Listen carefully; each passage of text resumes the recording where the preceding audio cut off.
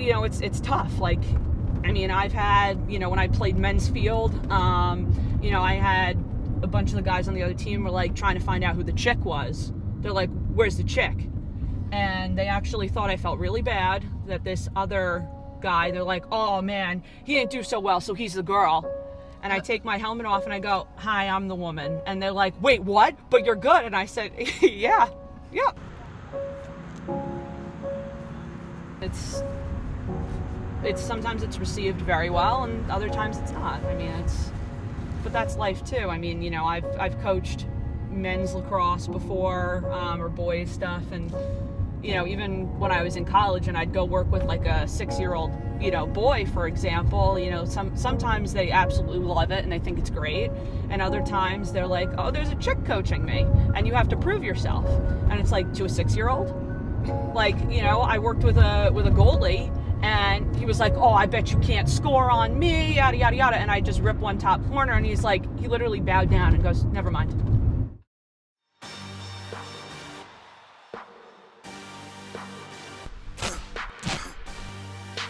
For the victory lap though. Whoa, they ain't never seen nothing like this before. Lit the room when I came through the front door. Ask me if I stress overcome, what for? Train in the trees, please pardon my sycamore. Touch burning sands, cross lands and stormy shore seasons in the year, yeah. My goal, honestly, with the Combine is to not even leave it to chance and to just be the best I can be. I've been putting the work in for almost a full year now, whether it's vision training or, going apprentice hockey and doing all those things and, training with the guy that trains the New York Rangers and putting in all of that work. For me, it's about proving that I can. And if I've put in that work beforehand, I've done that prep work, I'm not even questioning myself at this point.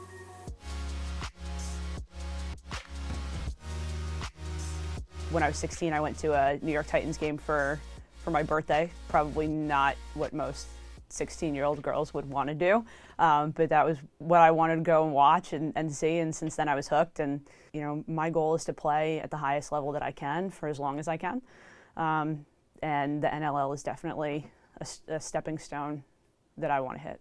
And you're not a stranger to playing with men, not necessarily in the NLL, but as you said, in other leagues and on other teams. Do you feel like you have to carry yourself a certain way to blend in, to become, one of the boys almost? In the beginning it's kind of a little bit weird, or, the first time I ever go someplace to go and play and I don't know what the situation is, like locker room wise, or is there a space for me to change, or are people gonna be weird, that I'm putting on like my pelvic protectors, like there's a guy putting a cup on like right next to me, like, to them, they're kind of like, wait, what? Like they can, change into their gear or whatever, and it's not that big of an issue. I have to, I go with most of my stuff on, and that's just kind of like the drill for me. I'll wear my long spandex and my long sleeve shirt and I'll be ready to go, because that's just kind of, the habit that I've put myself into is like, one of the like little barriers. What do you have to say to people who doubt your ability because you're a woman? That's tough. Most of the time I just try to deflect it, and instead of focusing on the negative and why I can't, I talk about why I can. There are always going to be people, no matter what, whether it's sport or a job or anything like that, that say you can't or you shouldn't, or, oh, well, this. And, times are changing, and, I'm not somebody that wants to, break a glass ceiling and have a shard come down and hit somebody, but at the same time, I want to play at the highest level and be the best that I can. And I think at the end of the day, gender doesn't matter. I want to be known for my ability, not because, oh, hey, it's a chicken cage. I want to be known that, yeah, she can hang, she's really good, and that's why she's invited, not because, we need to fill a quota or check off a box. What happens if, after the Combine things work out, don't work out, what's next? What do you keep going? Do you keep training? What's next for Rachel after that? I don't want it to be the story about the person that didn't get what she wanted and gave up. Oh, the girl didn't belong here. I was gonna do a Combine regardless this year. I felt good enough, and You know, the fact that I got asked to do the Philly one I think is awesome. It's not just about being the person that was invited, it's about, you know, being the person, not the woman, but the person that played great, did everything that needed to be done, and gave it everything she had.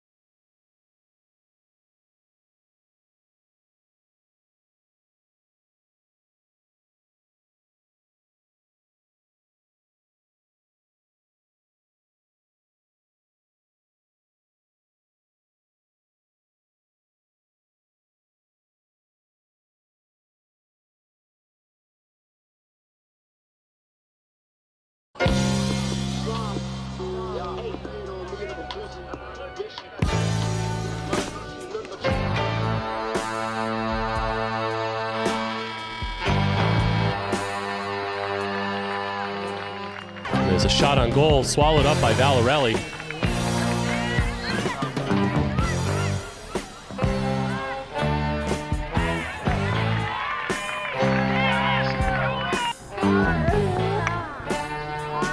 Hopefully it was Courtney Fortunato who took a rip that was saved by Vallarelli.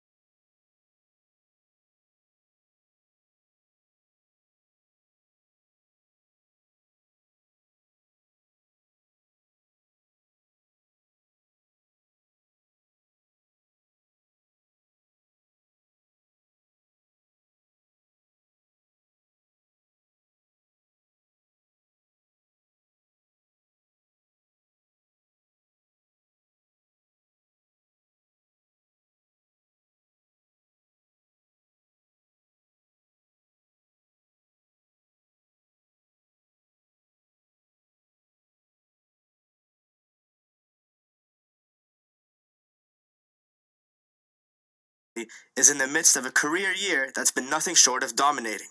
The senior from Hartsdale, New York, has emerged as the nation's top-ranked goalie. She's giving up only 5.1 goals per game, while boasting a stifling 54% save percentage. Rachel is playing the best lacrosse she's played in her entire career this year, I think. You know, her communication is really on point. She understands the defenses really well now at this point in her career. And I think her overall level of fitness is really taken off. I think she worked pretty hard in that in the off season, which I think is a huge difference maker for her. That is, I'm very grateful for where I am right now, and I just focus on the girls in front of me, and not really about if I'm at the top of stats or anything like that. She's 100% focused all the time, whether that be in practice or that be in film or in a game. So she's dedicated to the sport, so she will do anything. Vallarelli has been named the Atlantic 10 Conference Defensive Player of the Week 4 times this season. She was also named the ECAC New England Defensive Player of the Week in early April. The flashy stats and accolades may be nice on paper, but there is no me in Vallarelli. She's all about UMass. She takes things personally. She wants to win, and she's a competitor, so she's going to do whatever it takes for her team to win and put ourselves in the best situation. I mean, definitely for a confidence thing, it helps, to know that I'm doing really well. But the reason why I'm there is because, the great players in front of me and, everyone on this team and the coaches and, everybody supporting the team. So that's definitely one of the big things for me more than the stats, I'd say. She really is bought into everything that we do, defensively, communication, just overall the aspect of team first, I think. She's the ultimate team player. She loves UMass Lacrosse. After clinching their 7th consecutive Atlantic 10 title, the Minutewomen turned their focus to another postseason run. The goalkeeper position may be the most critical in the playoffs. With talent and experience comes responsibility. Vallarelli is excited for her final playoff push. She's no stranger to the elevated pressure. It's almost like for her, the bigger the game, the better. She really handles pressure situations well, and I think her ability to make those clutch, highlight reel saves really puts her apart. Whether we get beat or not, I feel like any one of us defenders are fully confident in Rachel saving the ball or stopping the shot and saving our backs when something does happen that's not supposed to. So we really put a lot of trust in her, and it's good because we can trust her and she will fulfill that role. I know for me, I don't want to cry like I did, at the end of last season. I don't want that to happen this year. If I cry this year, I want it to be tears of joy. May 24th on Memorial Day weekend down in Philly. So that's kind of my mindset. Vallarelli will eventually finish her UMass career as the program's second all-time winningest goalkeeper and with the second best goals against average. While her days donning the maroon and white jersey are numbered, Vallarelli is poised on making the last ones count. She's been great. She's a diehard UMass fan, UMass Lacrosse. She loves it. She wants to be on the field. If she could, she would be on the field, 18 hours a day if she could. And that's the type of energy and enthusiasm and commitment that we love and is what made her so special. And we're definitely going to miss her when she leaves here. This is it for me. There's no more pretending, that I'm done. I am done after this year. And that it's really sad, but at the same time, I want to go and make it the best yet and continue however, I can, but definitely on the field, just making sure that, I'm doing everything possible to help the team in front of me and to go further.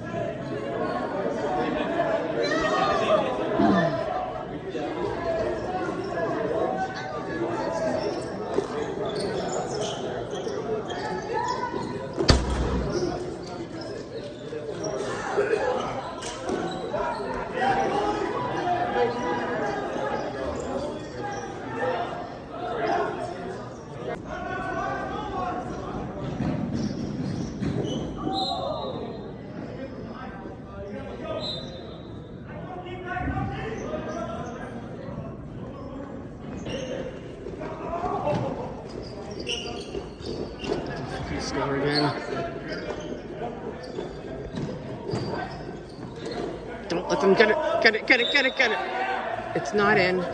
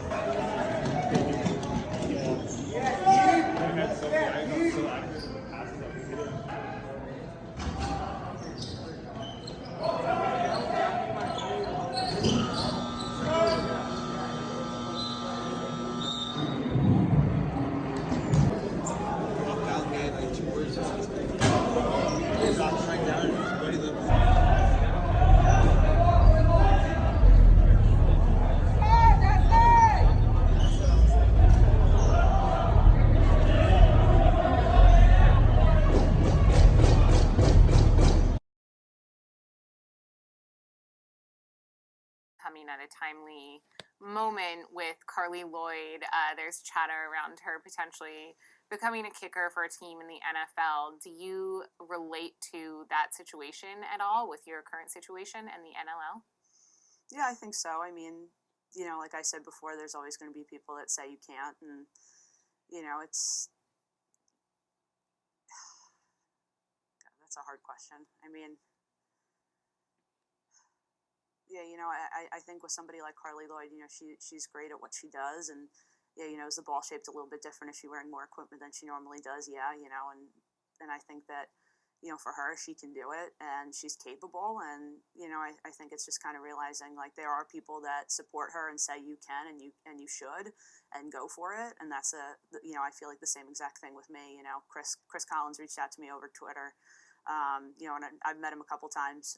You know, he's from Yorktown, so we're both, you know, Hudson Valley, you know, lacrosse people, and you know, he's like, I'm rooting for you, and those are the kinds of things you know, that matter, you know, and sticking with those people. You know, I play for the Cambridge Nor'easters in the IBLA, you know, so Senior A around here, and you know, the team was overly welcoming to me and was great, and I think that's the kind of thing where, you know, I've faced adversity in that sense, where people like, get off the floor, you're a woman, you don't belong here, you know, and it stings in the moment, but you know, if you really want to do something, you kind of have to get over those roadblocks and continue. So I just see it as a stepping stone, and you know, sometimes it's a little bit, the pill's hard to swallow, but you know, if you just continue to push through it, then you know, it makes it worth it. So if you have people in your corner that support you, then it can be done.